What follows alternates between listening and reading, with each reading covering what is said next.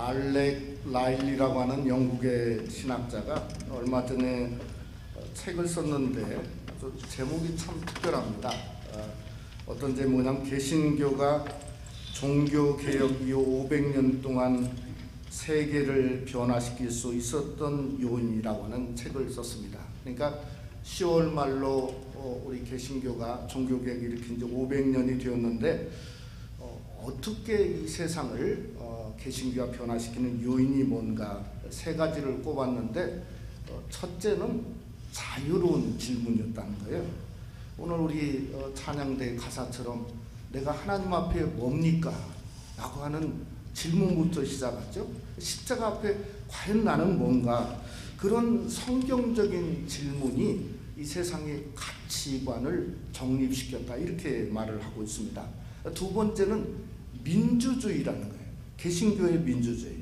베드로전서 2장에 너희는 왕같은 제사장이다, 이런 말이 있습니다. 그러니까 만민 제사장주의가 로마 교계는 신권주의인데 정말 이 개신교는 모든 백성들이, 일반인들이 예배에 참여할 수 있고 또 그것뿐만 아니라 여자 성도들도 예배에 참여할 수 있는 그러한 놀라운 것이 이 세상을 지난 500년 동안 변화시키기에 충분했다는 거죠. 또 세 번째, 이분은 무정치성이다, 이렇게 말했습니다. 개신교는 과감하게 어떤 그 세상의 권력에서 떠나기를 원했다는 거예요. 그래서 우리가 잘 아는 대로 미국은 이 소위 국가와 종교가 완전히 구분되어 있는 것처럼 그러한 그 정치 제도 속에 바로 개신교가 무정치성을 가졌고, 그 무정치성이 기독교다운 성도다운 성도를 만들어낼 수 있었다, 이렇게 책에서 주장을 하고 있습니다. 근데 요즘에 참 안타까운 것은 이러한 이 세 가지 중요한 어떤 영적인 프레임이 깨져버리고 있는 모습을 현대교회에서 보고 있죠. 정말 하나님의 말씀 안에서 질문을 하고 또 하나님의 말씀이 우리에게 텍스트가 되어야 되는데 거기다 자꾸 다른 걸 접목시킵니다. 과학을 텍스트로 그저 성경과 동등한 입장에 놓으려고 하다 보니까 너무 자유를 뛰어넘어서 도대체 뭐가 교회 중심인지를 알지 못하는 시대 속에 전락하고 있다는 거죠. 민주성도 마찬가지예요. 오늘날 세상이 원하는 세속주의 가치관이 신적인 가치관과 대등하게 하나님의 교회가 세워놓을 때부터 이게 도대체 교회인지 세상의 한 그룹인지를 알 수가 없다는 거죠. 또 무정치성, 그저 교권이라고 하는 게 교회 안에서만 있어야 되는데 그런데 정치 속에 뛰어들어서 세상의 어떤 그 나름대로 정권 속에 파워를 행사하고 하다 보니까 어려운 일들이 세상에 일어나고 있음을 우리가 볼 수 있다는 겁니다. 제가 왜 이런 얘기를 하냐면 이러한 그 프레임을 벗고자 노력했던 게 다름 아닌 오늘 우리가 상고하려는 사대교회에 있었다는 거예요. 이 사대교회는 당시에 서머나 동쪽에 있는 어떤 적들도 쉽게 들어올 수 없는 높은 위치에, 소위 말하는 난공불락의 요새에 그 당시에 있었다는 겁니다. 그리고 니디아 왕국의 수도였어요. 근데 더 놀라운 것은 이 그 사대에 무엇이 발견됐냐면 금이 발견됐어요. 캘리포니아가 골든스테라 하는 것처럼 금이 발견돼 가지고 황금도시였어요. 또 교회도 사도 요한이 그 교회를 전도해서 세웠는데 그 교회가 뛰어난 명성을 떨치게 되었고 엄청난 부여로 나름대로 그 화려한 교회를 장식하게 되었다는 겁니다. 그런데 오늘 하나님은 그런 화려한 사대교회를 향해서 1절에 뭐라고 말씀했냐면 내가 살았다는 이름은 가졌으나 그러나 뭐라고 그랬어요? 죽은 자라고 그랬어요. 죽은 자. 우리가 요한계시록 2장에서 4개 아시아의 교회를 보았지 않습니까? 에베소 교회, 서머나 교회, 버가모 교회, 두아드랴 교회를 보았습니다. 그 교회들이 전부 어려움이 있었고 문제가 있어서 하나님의 책망이 있지 않았습니까? 그런데 하나님은 어떤 네 개의 교회도 네 교회가 죽었다는 선언을 하지 않았어요. 그런데 대단히 화려한 교회를 향해서, 사대교회를 향해서 하나님이 하는 말이, 네가 아무리 살았다는 이름은 가졌지만 내가 보기에는 너는 죽은 교회라는 거예요. 죽은 상태의 교회라고 선언을 하고 있다는 거죠. 여러분, 오늘날 지구상에 정말 화려한 교회들이 많이 있습니다. 한국에도 수백 수천억을 들여서 하나님의 교회를 지은 교회도 있지 않습니까? 그런데 아무리 교회가 화려하다 할지라도 정말 그 교회 속을 들여다보면 하나님의 그 놀라운 영광의 위대함이, 바로 영광의 빛이 그 교회 안에서 발하고 있을까를 생각해 보면 정말 안타까운 일들이 많이 있죠. 겉은 화려하지만 그러나 속은 정말 하나님의 영광의 놀라움이 없고 그 안에 예수를 발견할 수 없고 예수가 없다고 한다면 그것은 사대교회와 같이 너는 살았고 대단히 화려하지만 그러나 네 교회는 죽은 교회라고 하는 그러한 하나님의 음성이 들릴 수밖에 없다는 겁니다. 오늘날 현대 신앙인들이 그저 말씀의 홍수 속에 살면서 실제로는 마실 생수가 없어서 그냥 메말라서 죽어가고 있는 영적인 모습을 생각할 때 바로 그것이 사대교회 성도들의 모습이 아닌가, 이렇게 생각해 볼 수 있다는 거죠. 그런데 오늘 본문을 보면서 우리가 다시 한번 감사한 건 그곳에 나타난 하나님의 모습이라는 거예요. 하나님은 죽어가고 있는 그 겉만 번지름한 그 사대교회를 그냥 놔두지 않았다는 겁니다. 2절 말씀에 보니까 너는 일깨어라, 너는 웨이크, 일어나라는 거예요. 이 헬라말로 에게이오라고 하는 것은 문자적으로 깨어라, 일어나라 하는 뜻인데 덧붙여서 어떤 뜻을 갖고 있냐면 불처럼 타오르라 이 말이에요. 불처럼. 그러니까 할 수만 있으면 아무리 살아있는 것도 작은 것도 일어나서 불처럼 타오르라. 타오르기만 하면, 깨어만 있으면 불길 같은 성령으로 부어주시고 내가 너를 타오르게 하겠다 오는 하나님의 음성이 바로 죽어가는 사대교회에 있다는 거 아니겠습니까?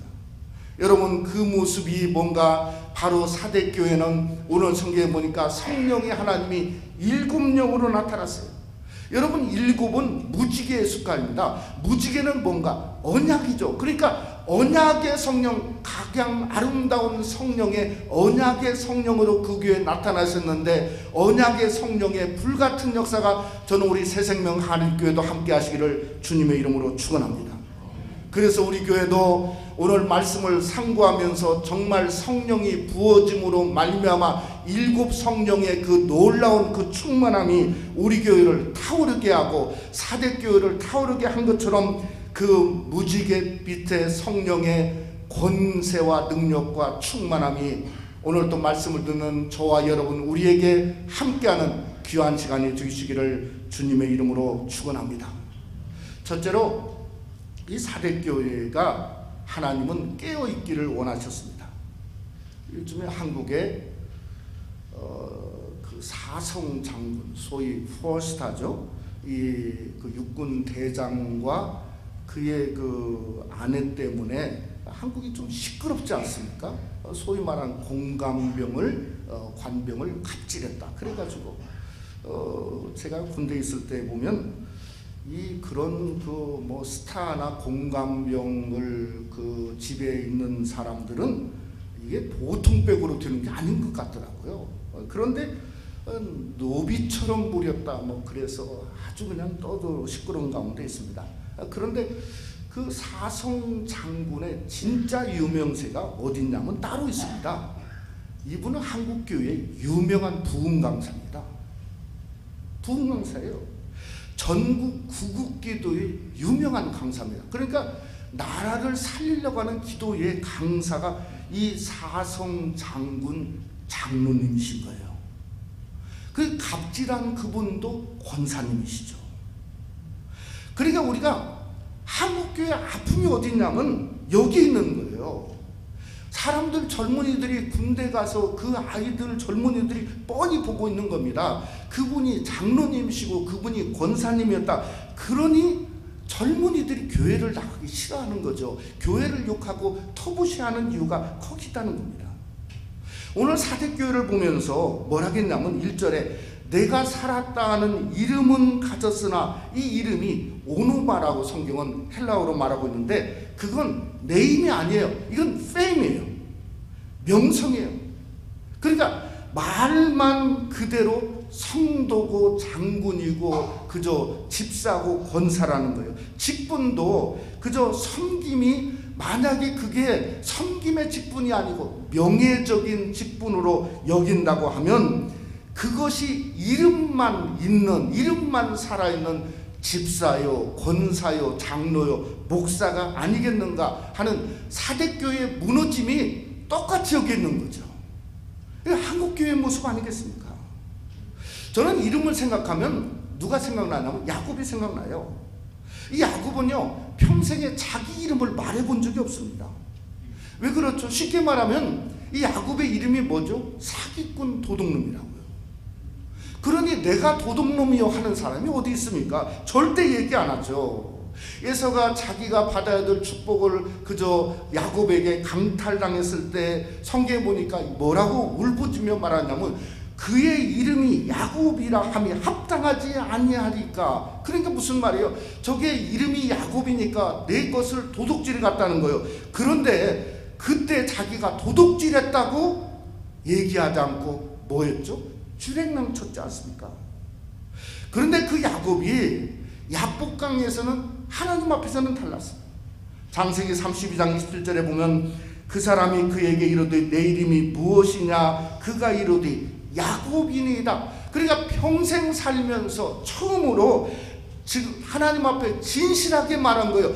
내가 사기꾼이었습니다. 그렇게 말한 겁니다. 그 실체를 말하는 순간에 하나님이 뭐라 그랬죠? 너는 더 이상 야곱이 아니다. 이스라엘이라 하라.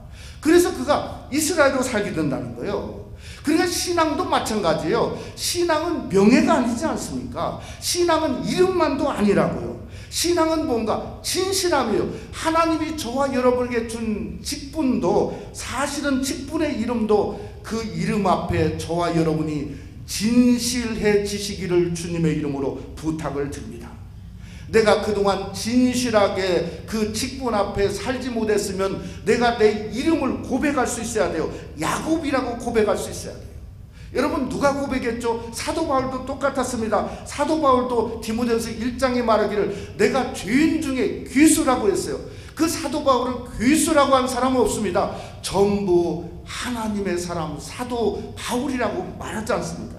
그러니까 우리가 하나님이 주신 이름대로 사시기를 주님의 이름으로 축원합니다.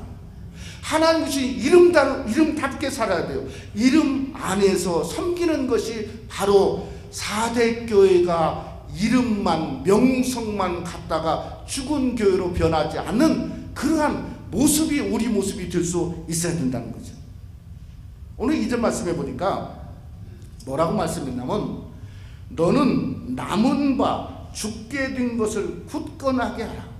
사람이 어떤 위기에 놓였죠. 죽게 된 것을 굳게 하라. 이 굳게 하라의 뜻이 뭔가 하면 세 가지 뜻이 있어요. 아무리 죽게 되었다 할지라도 첫째는 평안을 가지라는 거예요. 심리적인 평안이죠. 또 두 번째는 죽게 된 원인, 병적 원인을 찾아라. 소위 말하는 병리적이지 않습니까? 세 번째는 뭔가 만약에 그 원인을 찾았으면 치료해서 나으라는 거예요. 의학적으로 나으라는 거예요. 우리가 이것을 어디서 찾아볼 수 있냐면 죽게 된 모습을 사실은 인류 역사의 시작에서 찾아볼 수 있습니다. 여러분 창세기 3장에 보면 아담과 하와가 선악과를 먹었어요. 선악과를 먹으면 어떻게 되죠? 정령 죽으리라. 죽을 수밖에 없는 거예요. 그러니까 죽게 되는 겁니다. 그런데 하나님이 그를 찾아오고 아담이 하나님을 만나자마자 정확히 계시록 3장의 일을 하게 되었어요. 그가 먼저 한 일이 뭔가 하면 이름을 짓고 굳게 하는 일이었어요. 여러분 그게 성경에 뭔가 하면 창세기 3장 20절에 이렇게 말했어요. 아담이 그의 아내의 이름을 하와라 불렀으니 그는 모든 산자의 어머니가 됨이라. 하나님이 죽는다고 그랬는데 아담이 감히 뭐라고 그랬어요? 자기는 자기 아내의 이름을 죽는다로 못 짓겠다는 거예요. 뭐라고 이름을 지었어요? 죽는 자의 어미가 아니라 산자의 어미라고 하와라고 이름을 지었어요. 그러면서 공포했어요. 뭐라고 굳게 했죠? 모든 산자의 어미가 되겠다고. 그것을 아담이 얘기했다는 거예요. 굳게 얘기했다는 거죠. 여러분 우리에게 놀라운 요소를 말합니다. 어떤 요소인가? 인생을 바꿀 수 있는 길이 여기 있는 거죠. 아무리 여러분 삶 속에 주어진 상황이 어렵고 힘든다 할지라도 그저 내가 죽게 놔두면 안 된다는 거예요. 일어서서 웨이크업, 굳게 하라는 거예요. 이름을 지라는, 바꾸라는 겁니다. 어떻게 바꿔야 되냐? 일어나기만 하면, 일깨우기만 하면 뭔가 하나님도 일어나시는 줄 믿으시기를 주님의 이름으로 축원합니다. 그러니 일어나서 바꿀 수 있어야 돼요.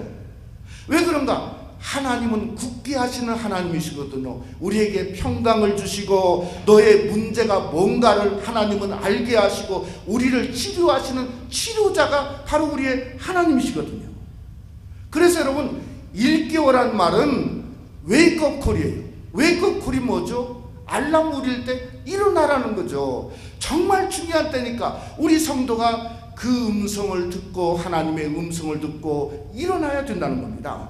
그래서 오늘 모든 아시아 7교회에서 그 교회 하나님의 말씀이 끝날 때마다 꼭 하시는 말씀이 뭔가 귀 있는 자는 성령이 교회들에게 하시는 말씀을 들을지어다. 어떤 교회도 하나님이 일어나라 하시는 하나님의 음성을 들어야 한다고 성경은 말씀하고 있어요. 그러면 아시아 7교회만 일어나라고 말씀하는가? 여러분 신약 성경에 보면 로마서가 로마교회에 쓰여진 거 아닙니까? 아시아 7교회가 아니었어요. 그런데 로마서 13장도 똑같이 말했어요. 너희가 이 시기를 알거니와 자다가 깰 때가 이미 되었으니 어둠의 일을 벗고 빛의 갑옷을 입자. 그 로마교회 성도들을 향해서도 일어나, 이미 깰 때가 되었다는 거예요. 그러니까 빨리 일어나는 거죠. 고린도 교회는 어땠는가? 고린도 16장에 보면 깨어 믿음에 굳게 서라고 말씀해요. 깨어서 믿음에 굳게 서는 거예요. 골로새 교회는 어떤가? 4장에 보니까 기도에 감사함으로 깨어있으라. 그러니까 저는 우리 새생명 한인교회 여러분도 깨어있기를 주님의 이름으로 축원합니다. 우리 교회도 아무리 무더운 여름철이라도 깨어서 부르짖고 기도하고 어려운 성도들을 위해서 기도하고 우리 장로님 기도한 것처럼 우리가 그리스도의 한 공동체로 깨어있는 교회를 하나님이 죽은 교회가 아니라 산 교회로 만드시고 치료한 교회로 만드시고 굳게 하시는 교회가 저는 이 새생명 한인교회가 되시기를 주님의 이름으로 축원합니다. 여러분 교회만 아니죠. 성도도 깨어 있어야 되죠. 그러니까 우리 성도도 깨어있는 게 사는 거예요. 깨어있는 성도가 축복의 성도의 모습이에요. 어디를 보면 알 수 있냐? 베드로전서 5장 9절에 보니까 사도 베드로가 이렇게 말했어요. 근신하라 깨어라. 너희 대적마귀는 우는 사자같이 두루다니며 삼킬 자를 찾나니. 여러분 사자가 언제 웁니까? 배고프면 웁니까? 천만의 말씀이에요. 그저 배고프다고 우는 사자는 없습니다. 그저 먹이를 발견하면 웁니까? 아니에요. 언제 먹이가 자기의 발톱에 놓였을 때 그때 운단 말이에요. 그러니까 사단마귀가 우는 음성, 인생의 고통의 음성을 들으면 그때는 늦는다는 거예요. 신앙은 워밍업이 아니에요. 그래서 신앙은 뭔가 깨어있는 겁니다. 웨이크업입니다. 여러분의 삶 속에 언제나 이제나 내가 웜업 하다가 끝나고 웜업 하다 끝나는 성도가 되지 마시기를 주님의 이름으로 부탁을 드립니다. 오늘이 벌써 8월 첫 주일이지 않습니까? 올해 우리 교회 폐허가 뭡니까? 장로님 다시 기도한 것처럼 우리가 다시 십자가 앞에요. 저와 여러분이 다시 십자가 앞에서 깨어있어서 정말 주님 안에서 일어나시고 우리가 정말 남아있는 우리의 신앙을 다시 한번 타오르게 하는 역사가 일어날 때 이 교회가 주님의 영광을 드러내는 교회요, 여러분과 여러분의 삶 속에 하나님의 능력과 역사와 부흥의 역사가 일어나는 놀라움이 깨어있는 성도와 교회에 함께 하시기를 주님의 이름으로 축원합니다. 두 번째로, 하나님은 사대교회의 성령의 역사를 하나님이 원하셨습니다. 지난주일도 백악관 얘기를 좀 했는데 오늘 또 한 번 좀 더 해보려고 하는데, 세상적인 것은 여러분이 전부 아니까 제가 무슨 설교 시간에 세상적인 얘기 하려고 예화를 드는 건 아니고, 백악관에 일어나는 영적인 일을 좀 얘기하려고 그럽니다. 지난주에 그 기독신문에 들어온 얘기를 보면, 이 백악관에 뭐가 생겼냐면 바이블 스터디 그룹이 생겼어요. 누가 참석하나 봤더니 이게 그 도널드 트럼프, 소위 마이크 펜스, 그 유명한 대통령, 부통령이 그 성경에 참석을 하는 거예요. 근데 그게 위클리 스케줄로 돼 있대요. 주간 성경 공부가. 이게 놀랍지 않습니까? 누가 그걸 인도하는가? 의회에 있는 미국 국회의 그 채플린이 그걸 인도한다는 거예요. 이 백악관에서 이 대통령이나 부통령이 그 바이블 스터디의 스케줄에 참여하는 이런 것이 100년 만에 처음 있다고 하는 겁니다. 이게 참 미국이 어떻게 보면 이게 좀 문제가 많은 것 같은데 영적으로 뭔가 또 새로운 게 있구나. 정말 나름대로 뭔가가 뒤집어져야 되는데 영적으로 뒤집어져야 되지 않나 하는 생각을 해서, 정말 대통령이 열심히 말씀 공부해서 좀 뒤집어졌으면 좋겠다. 그런데 성경은 좀 제대로 돌아왔으면 좋겠다. 이런 생각을 하지 않습니까? 여러분, 우리도 그렇지 않습니까? 아니, 대통령, 부통령이 사실은 그 와중에 성경 공부한다는데 여러분, 우리에게 도전되지 않습니까?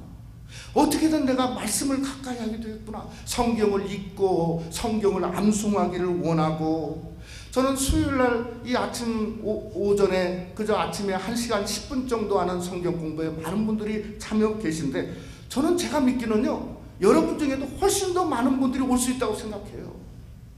왜 말씀을 그 시간에 내서 잠시라도 한번 그 말씀 속에 빠져보는 게 얼마나 중요한가? 왜 그런가? 하나님 말씀이죠. 하나님 말씀은 어떤가? 우리 디모데후서 3장 16절 17절 말씀 한번 우리 다 같이 한번, 하나님 말씀은 어떤가 한번 다 같이 한번 읽어보죠. 모든 성경은 하나님의 감동으로 된 것으로 교훈과 책망과 바르게 함과 의로 교육하기에 유익하니, 이는 하나님의 사람으로 온전하게 하며 모든 선한 일을 행할 능력을 갖추게 하려 함이라. 그러니까 여러분, 성도가 사는 길은 뭔가? 말씀 먹어야죠. 세상을 먹으면 죽을 수밖에 없습니다. 하나님 말씀으로 살아야 돼요. 하나님의 교회도 마찬가지예요. 말씀 중심, 말씀 안에 서는 교회가, 그게 바로 바른 길로 가는 교회예요. 선한 행한 일을 하기 위해 능력을 갖춘 교회로 설 수 있는데, 저는 그게 우리 새생명 한인교회가 되기를 원합니다. 제가 이 사직교회를 보니까 죽어가는 교회였지 않습니까? 그런데 죽어가는 교회에 하나님이 어떤 모양으로 나타나냐? 참 하나님의 나타난 모습이 너무 감동적이에요. 1절에 보니까 하나님의 7영과 7뼈를 가지시니가 이르시되, 그러니까 그 교회는 성령의 하나님이 7가지의 모양으로 나타났어요. 또 7뼈를 가지신 하나님은 성자의 하나님이에요. 그러니까 죽어가는 교회는 성자 그리스도와 그 다음에 성령의 하나님이 그 7 모양으로 그 교회를 나타나셨어요. 근데 우리가 생각해 볼 때, 아니 성령이 어떻게 7가지의 7영의 모양으로 특별하게 나타나셨는가? 진짜 특별하거든요. 저는 그 이유를 어디서 보면 아냐면, 병원에 신만 가보면 압니다. 중환자실에 들어가 보면 거기 이렇게 환자에게 들어가는 게 몇 개 달렸죠? 이게 셀 수가 없다고요. 하나, 둘, 세 개, 네 개, 다섯, 여섯, 7개. 왜 7개도 더 달린 경우도 있어요. 중환자에서. 왜 그렇게 많이 달렸죠? 누가 갖다 놓습니까? 의사가 갖다 놓는 거예요. 왜? 살리려고요. 죽어가고 있는데 어떻게든 그 영혼, 그 사람을 살려주지 않습니까? 그게 의사로서의 사명이지 않습니까? 저는 하나님도 마찬가지예요. 4대 교회가 이미 죽은 성부를 받았는데 그래도 생명이 있으니까 7 성령의 7가지 모양, 마치 비둘기 같은 그 성령이 마치 뭔가 하면은 다름 아닌 7가지 무지개 색깔과 아름다움으로 그 성령의 하나님이 나타난 이유가 어떻게든 그 교회를 살리고자 하는 거예요. 어떻게든 살려야 되겠다. 여러분, 4대 교회가 문제가 뭐였었냐면 1절에 보니까 네 행위를 안다고 그랬어요. 이 행위를 안다는 말을 이게 좀 번역을 해보면 의역을 하면 무슨 뜻이냐면 행위가 앞섰다 이 말이에요. 여러분, 하나님의 교회가 사람이 생각이 앞서고 사람의 행동이 앞서면 처음에는 그럴듯합니다. 뭔가 대단한 아이디어를 제시합니다. 그런데 문제가 생기면 어느덧 사라져버리고 죽어져 버리죠. 그게 사람이 앞선 교회의 모습이고 사람의 생각이 앞선 모습이고 사람이 이끌어가는 교회의 모습이라는 거예요. 그런데 오늘날 현대교회가 그런 경우들이 얼마나 많이 있습니까? 여러분, 교회는 사람의 행위도 앞서서는 안 됩니다. 사람의 생각도 앞서서는 안 돼요. 사람도 앞서서는 안 돼요. 무엇이 앞서야 되는가? 하나님, 성령의 하나님이 이끌어주고 성령의 하나님을 따라가는 교회가 그게 바로 살아있는 교회예요. 저는 우리 새생명 한인교회가 사람이 아니라 성령이 앞서서 행하시는 교회, 여러분과 저는 성령을 따라가는 교회가 될 수 있기를 주님의 이름으로 축원합니다. 그래서 우리는 성령을 사모해야 돼요. 성령이 앞서서 마치 불기둥과 구름기둥으로 인도할 때까지 우리는 앉아서 기다리는 것이 정도를 걸어가는 교회의 모습이라는 거예요. 그렇지 않으면 오늘 2절에 보니까 내 행위가 하나님 앞에서 완전하지 못하다고 2절에 하나님이 판단하고 있지 않습니까? 여러분, 왜 성령을 따라가야 되는가? 성령은 7가지의 아름다운 놀라운 모습이 있어요. 그 모습이 뭔가? 성령은 우리를 거듭나게 하세요. 성령은 우리 인쳐주십니다. 우리에게 인쳐주셔서 주님의 보혈의 옷을 입히니 오늘 성경에 흰 옷을 입게 된다고 말씀하고 있습니다. 여러분, 성경 생명책에 우리의 이름을 기록했다고 말씀했어요. 성령은 우리를 솟게 하십니다. 그러니 우리가 일어날 수 있는 거 아니에요. 뜨겁게 타오르게 하십니다. 또한 성령은 우리에게 능력을 주십니다. 예수 권세 이름으로 이길 수 있단 말이에요. 성령은 저와 여러분에게 보혜사의 성령으로 각양 지혜와 은혜를 주시니 성령의 인도를 따라가는 교회가 놀라운 교회가 되고 성도가 그것을 따라가야 되지 않습니까? 마지막으로 성령은 어떤가? 열매를 맺게 해주시는 거예요. 사람의 열매가 아니라 교회는 성령의 열매죠. 우리가 잘 아는 대로 성령의 열매는 갈라디아 5장 22절과 23절에 오직 성령의 열매는 사랑과 희락과 화평과 오래 참음과 자비와 양성과 충성과 온유와 절제니 이 같은 것을 금지할 법이 없다. 이 같은 것을 금지할 법이 없다는 건 뭐예요? 어떤 상황에도 성령의 열매는 맺을 수 있다는 거예요. 오늘 여러분이 어떤 상황에 왔지만은 사랑과 충성과 온유와 절제, 어떤 그 열매를 우리가 맺을 수 있는 거예요. 하나님의 교회도 아무리 교회가 어려움이 있다고 할지라도 그 열매를 맺을 수 있는 겁니다. 그러기에 성령의 7영으로 함께 하신 귀한 은혜가 4대 교회를 살린 것처럼 저는 우리 교회도 살리고 살린 우리 교회가 더 타오르는 부흥의 역사가 새생명 한인교회와 여러분을 통해서 함께 하시기를 주님의 이름으로 축원합니다. 말씀을 마치고자 합니다. 저는 성령이 7영으로 함께 한다고 하는 걸 이렇게 생각해 봤습니다. 이게 뭔가 생각해 보니까 왜 7영일까 생각해 봤어요. 물론 뭐 7이 완전수다 하는 어떤 숫자적인 의미가 아니라 제가 보니까 7영이 되어줄 수밖에 없는 건 마음을 터치하시는 성령이다 생각이 됐어요.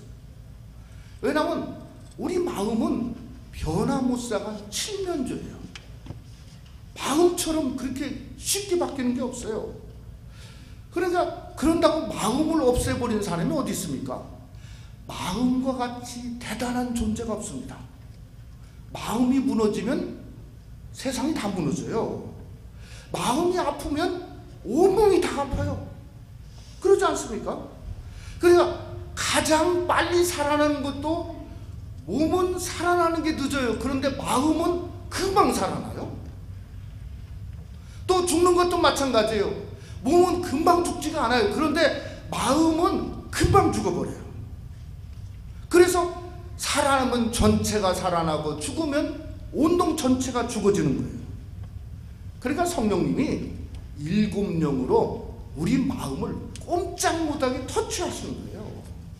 죽었던 게 살아나게 하고, 원망이 있던 게 감사로 바꿔지게 하고, 슬펐던 게 기뻐지게 하고, 그저 미움이 사랑으로 바꿔지고, 정말 뭔가 내가 그저 낙심됐던 게 사랑 올라가지고 갑자기 타오르는 역사가 있게 하고, 하나님을 예배하게 하고, 감사하게 하고, 하나님을 찬양하게 하고, 섬기게 하는 것이 뭔가 일곱령으로 우리의 마음을 터치하시는 성령님 줄 믿으시기를 주님의 이름으로 축원합니다.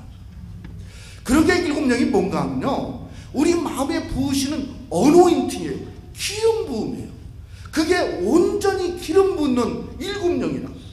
왜 기름 붓는 게 중요한가? 요한일서 2장 27절에 보니까 너희는 주께 받은 바 기름 부음이 너희 안에 거하나니 아무도 너희를 가르칠 필요가 없고 오직 그의 기름 부음이 모든 것을 너희에게 가르치며 또 참되고 거짓이 없으니 너희를 가르치는 그대로 주 안에 거라. 그러니까 기름 부음이 없으면 배울 필요가 없다는 게 아니에요. 기름만 부어지면 어느 곳에 있더라도 깨달아지는 거예요. 하나님 전에 나와서 예배만 드려도 하나님이 누구인가를 깨달아지는 거예요. 그게 기름 부음이에요. 내 인생이 어떤 모양인가 내 모습이 깨달아지는 거예요. 내 존재가 깨달아지는 거예요. 이게 주님 안에서 기름이 부어지면 나도 모르게 말씀을 통해서 하나님을 보는 영안이 열려지게 되고 참 생명이 무엇인가를 알게 되고 보이지 않는 하나님이 내 앞에 거하시는 모습을 보면서 하나님과 동행하게 되고 새로운 힘을 주시고 능력을 주시고 새로운 피조물로 거듭나는 것은 바로 성령의 기름 부음이 우리 마음에 부어져야 되고 우리 교회에 부어져야 되고, 그래서 들어올 때마다 하나님의 임재를 경험하고 하나님의 함께 역사하는 터칭을 경험하는 바로 이 어노인팅 기름 부음의 역사가 우리 새생명교회에 있어야 된다는 거예요. 그러니까 사대교회가 죽어가는데 일곱령으로 기름 부어지니까 그 교회는 살아난 줄 믿습니다. 저는 주께 받은 바 기름 부음이 여러분에게도 똑같이 기름 부어지기를 원합니다. 어떤 모양 어떤 저지로 나왔던 간에 성령의 하나님이 기름 부어주고, 우리 새생명 한인교회도 성령의 하나님이 우리에게 마음과 심령 속에 이 시간에 충만하게 기름 부어줘서 정말 그 놀라운 성령이 우리 안에서 깨달아지고 느끼게 되고 터치해야 되고 새로워지는 사대교회를 살리신 하나님이 저와 여러분을 넉넉히 살리고 이기는 아름다운 역사가 함께 하시기를 주님의 이름으로 축원합니다.